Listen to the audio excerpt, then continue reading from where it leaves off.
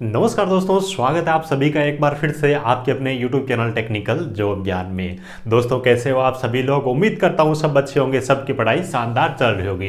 दोस्तों जैसे कि आप सभी को पता ही है, कल से ALP एजुकेशन क्वालिफिकेशन को लेकर के एक ऑफिशियल नोटिफिकेशन रेलवे का वायरल हो रहा है। उसके बाद से लगातार बच्चों के मैसेज है, सर ये नोटिफिकेशन रेलवे की तरफ से क्यों जारी किया गया है, सर ALP टेक्नीशियन की नई भर्ती आ रही है क्या, ये जो एजुकेशन क्वालिफिकेशन है इसके अंदर क्या चेंज किया गया है, मेरी ये ट्रेड है तो मैं इस बार एलिजिबल हूं या नहीं हूं। तो आज की वीडियो के अंदर अपन इन्हीं सब चीजों के बारे में बात करने वाले हैं। नया जो नोटिफिकेशन जारी किया गया है उसका मतलब क्या है और एजुकेशन क्वालिफिकेशन में क्या कोई चेंज किया गया है क्या, ALP टेक्नीशियन की आपकी जो नई भर्ती है ये कब तक आ सकती है, इन सब चीजों के बारे में एक एक करके अपन डिटेल में बात कर लेंगे। ठीक है, तो सबसे पहले तो मैं आपको लेके आया हूं दोस्तों, ये जो नया नोटिफिकेशन है 11 दिसंबर को ही जारी किया गया, इसके बारे में अपन देख लेते हैं। एजुकेशन क्वालिफिकेशन को लेकर के ये नोटिफिकेशन जारी किया गया, तो क्यों जारी किया, क्या इसके अंदर पहले वाली जो एजुकेशन क्वालिफिकेशन थी उसके अंदर कोई चेंज भी किया गया है या फिर ऐसे ही, इसका मतलब क्या है।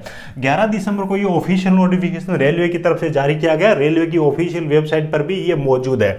देखिए सबसे इंपॉर्टेंट सब्जेक्ट के अंदर इन्होंने क्या लिखा है, clarification regarding minimum prescribed education qualification for direct recruitment to the post of assistant loco pilot in level 2।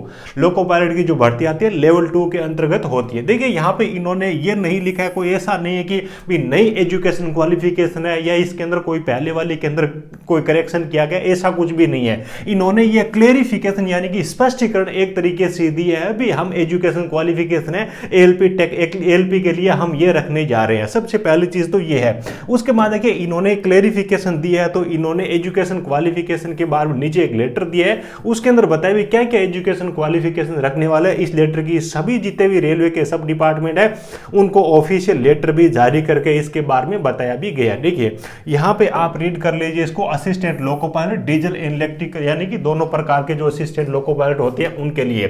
देखिए क्वालिफिकेशन इन्होंने डायरेक्ट रिक्रूटमेंट यानी कि डायरेक्ट रिक्रूटमेंट का मतलब है कि ओपन मार्केट से फ्रेशर्स जो भर्ती होते हैं उनके लिए ये नोटिफिकेशन है। एजुकेशन क्वालिफिकेशन के बारे में जो बच्चे बोल रहे हैं कि इसके अंदर चेंज क्या किया गया है, क्या हमें बाहर हूं क्या, मेरी ये एजुकेशन क्वालिफिकेशन है, उसके बारे में देखिए मेट्रिकुलेशन पास और प्लस, यानी कि सबसे पहली चीज तो ये है कि आप 10th पास हो, उसके बाद में प्लस प्लस में इन्होंने लिखा IIT इन स्पेसिफाइड ट्रेड से। स्पेसिफाइड ट्रेड नीचे इन्होंने बता रखे, वो मैं आपको बता दूंगा।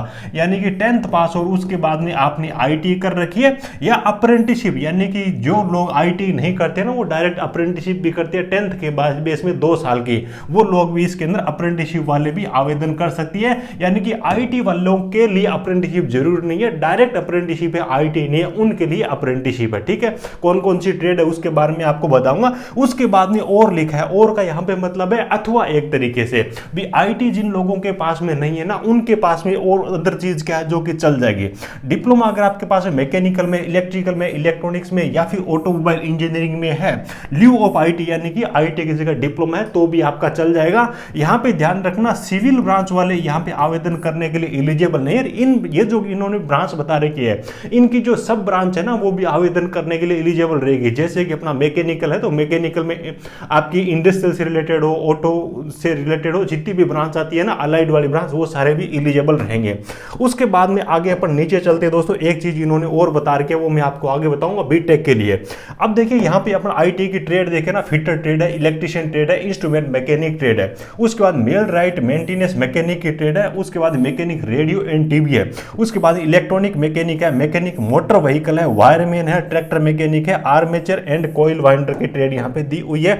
उसके बाद मैकेनिक डीजल इन्होंने लिखा है, हीट इंजन यहां पे इन्होंने लिखा है, मशीनिस्ट ट्रेड वाले और RAC ट्रेड वाले यहां पे आवेदन करने के लिए एलिजिबल रहेंगे। कोर ट्रेड के अंदर अपन वैसे देखें ना तो वेल्डर जो ट्रेड है वेल्डर वाले हैं वो बच्चे यहाँ पे आवेदन करने के लिए एलिजिबल नहीं रहेंगे। ALP के लिए टेक्नीशियन में आवेदन करने के लिए एलिजिबल रहेंगे। उस बार जो नई भर्ती आएगी ना इसमें सबसे ज्यादा वैकेंसी वेल्डर के आने के चांसेज है, क्योंकि वेल्डर की बहुत ज्यादा डिपार्टमेंट है। बहुत सारे लोगों से मैंने जो बच्चे पिछली भर्ती में सेलेक्ट हुए उनसे भी संपर्क किया है, बहुत ज्यादा इनको वेल्डर की जरूरत है। जो मतलब क्या है कि एक तरीके से डेथ केस में जो लोग डायरेक्ट लगते हैं ना, भी किसी का कोई रिलेटिव था रेलवे में था उसके बाद में उनकी डेथ हो गई, उसके बाद दोबारा नए जो लड़के उनके आ रहे हैं तो उनको डायरेक्ट वेल्डर बनाया जा रहा है। ठीक है, तो वेल्डर की काफ़ी ज़्यादा जरूरत है, वेल्डर की तगड़ी वैकेंसी आएगी इस बार। ठीक है, ये सारी चीज़ें होगी ट्रेड के बारे में। उसके बाद में देखिए इन्होंने यहाँ पे डिग्री वाले बच्चों के लिए भी लिखा हुआ है, degree in the engineering discipline as above will also be accepted in lieu of diploma in engineering.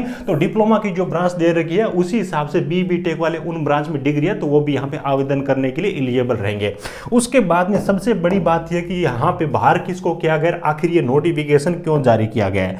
देखिए यहाँ पे किसी को बाहर नहीं किया गया, सेम पिछली बार जिन ट्रेड और जिन ब्रांच वाले बच्चों से आवेदन लिए गए थे ठीक वही एजुकेशन क्वालिफिकेशन यहाँ पे रखी गई है।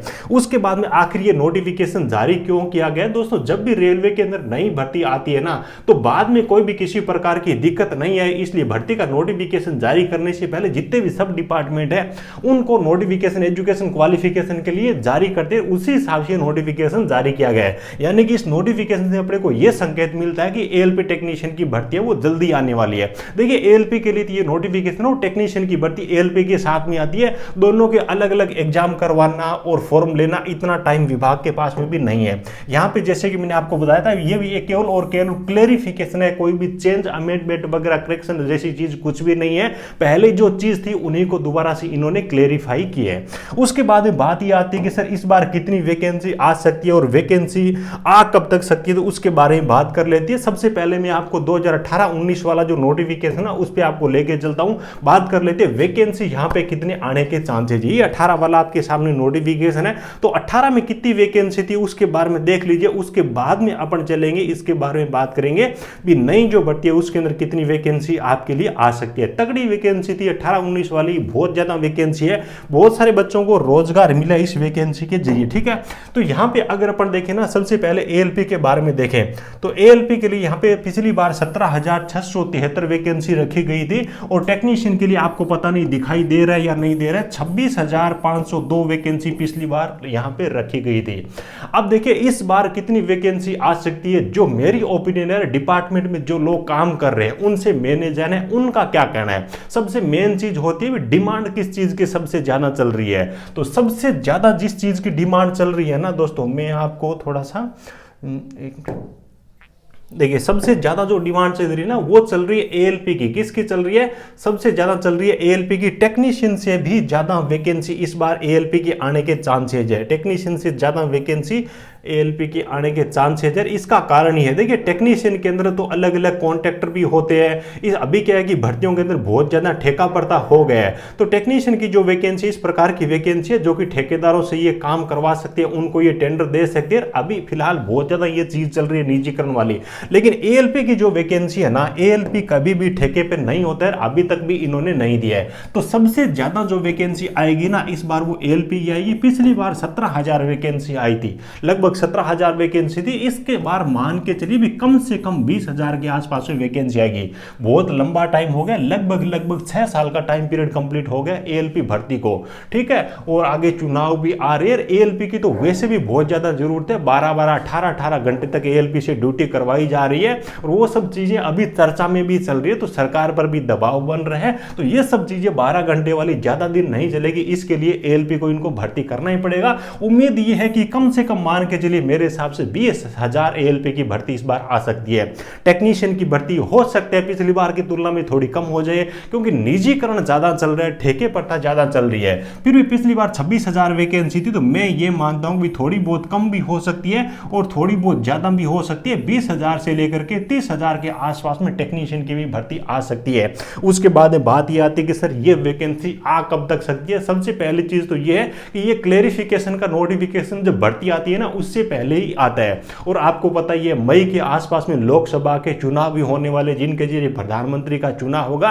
तो भर्ती अगर आएगी ना तो अभी ही आने वाली है, क्योंकि अगर इस वैकेंसी का इनको फायदा लेना है तो जल्दी से जल्दी भर्ती इनको निकालनी पड़ेगी, कम से कम पेपर कंप्लीट करवाने तक का काम करना पड़ेगा, तभी लोग इनको वोट देने वाले है ना। अभी मई के आसपास में चुनाव होने वाले हैं, तो मान के चलिए ये जो भर्ती है ना जल्दी से जल्दी आएगी, क्योंकि इस भर्ती को कंप्लीट करवाने में भी बहुत बड़ी भर्ती होती है, तो टाइम बहुत ज़्यादा लगता है। मेरे हिसाब से जो दिसंबर का महीना चल रहा है ना, सबसे ज़्यादा तो संभावना मुझे ये लग रहा है कि दिसंबर के महीने में ही है।